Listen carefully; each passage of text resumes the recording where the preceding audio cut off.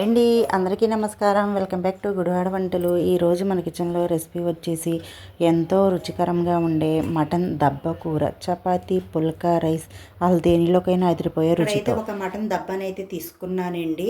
చిన్న ముక్కలుగా ఈ సైజు ముక్కలుగా కట్ చేసుకున్నాను. మీరు కావాలంటే దీనికన్నా కాస్త చిన్న ముక్కలుగా అయినా కట్ చేసుకోవచ్చు. శుభ్రంగా కడిగాక 1/2 టీ స్పూన్ దాకా పసుపు, 1/2 టీ స్పూన్ ఉప్పును వేసి అంతా ఒక్కసారి కలిపేయండి ఈ దబ్బలో. ఇలా కలిపేశాక ఎలాంటి నీళ్లు వేయకుండా మనం ఉడికించుకుందాం. స్టవ్ ఆన్ చేసుకొని ఇప్పుడు మనం ఈ గిన్నెని స్టవ్ మీద పెట్టేసుకొని కాస్త మీడియం మంట మీద పెట్టి ఉడికించుకుందాం. ఇది ఉడికేలోపు ఈ కూరకు కావలసిన ఒక చిన్న మసాలా ప్రిపేర్ చేసుకుందాం. ఒక మిక్సీ జార్ తీసుకొని 1 టీ స్పూన్ దాకా గసగసాలు, మీకు గసగసాలు వద్దు అనుకుంటే ఈ గసగసాల ప్లేస్లో కొబ్బరిని తీసుకోండి. 10 దాకా జీడిపప్పు పలుకులు, మీ దగ్గర లేకపోతే స్కిప్ చేయండి. జీడిపప్పులు ఉంటే మాత్రం కంపల్సరిగా వేసుకోండి, కూరకి మంచి టేస్ట్ ఉంటుంది. 1 ఇంచు దాకా దాల్చిన చెక్క ముక్క, 3-4 లవంగాలు, 2 యాలకులు, 2 టీ స్పూన్ల దాకా ధనియాలు,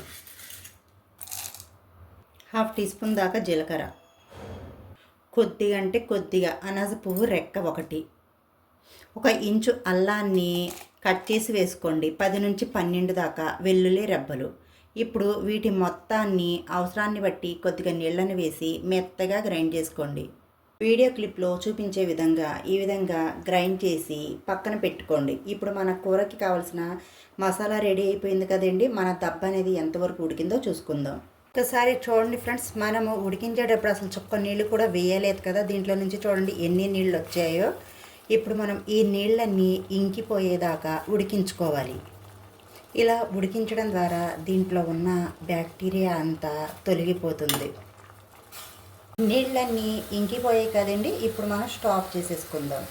స్టవ్ ఆన్ చేసుకుని స్టవ్ మీద కడాయి పెట్టుకొని 2 టేబుల్ స్పూన్ దాకా ఆయిల్ హీట్ అయ్యాక మీడియం సైజుకి 2 ఉల్లిపాయల్ని కట్ చేసి వేసుకోండి. ఈ ఉల్లిపాయల్ని కాస్త కలర్ చేంజ్ అవనివ్వండి.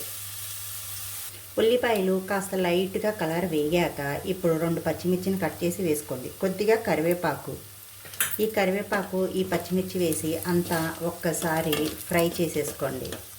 ఇప్పుడు 2 టమాటాలని కట్ చేసి వేసుకోండి. ఈ టమాటాలని ఒక్కసారి కలిపేసుకోండి. ఈ టమాటాలను కాస్త సాఫ్ట్గా అయ్యేంత వరకు ఉడికించుకోండి. రుచికి సరిపడా ఉప్పును వేసేసుకొని టమాటాలని ఉడికించుకుందాం. మూత పెట్టేసి ఉడికించుకోండి. టమాటా ముక్కలు అనేవి కాస్త మెత్తగా ఉడికిపోయాయి కదండి. ఇప్పుడు 1/2 టీ స్పూన్ పసుపు, మీరు ఎంత స్పైసీ తింటారో దాన్ని బట్టి కారం వేసుకోండి. ఇప్పుడు మనం ముందుగా గ్రైండ్ చేసి పెట్టుకున్న ఈ మసాలా పేస్ట్ని వేసేసుకుందాం.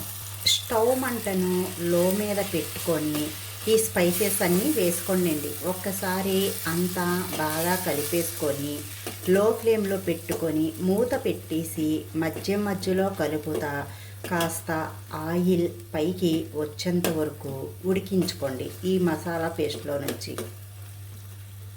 మీరు సేమ్ ప్రాసెస్ కావాలంటే కుక్కర్లో అయినా చేసుకోవచ్చు. నేను ఆల్రెడీ మటన్ దబ్బ కూరది ఒక వీడియో అయితే పోస్ట్ చేశానండి. మీకు ఆ రెసిపీ వీడియో కావాలంటే మా ఛానల్లో ఉంది, వెళ్ళి చూడండి.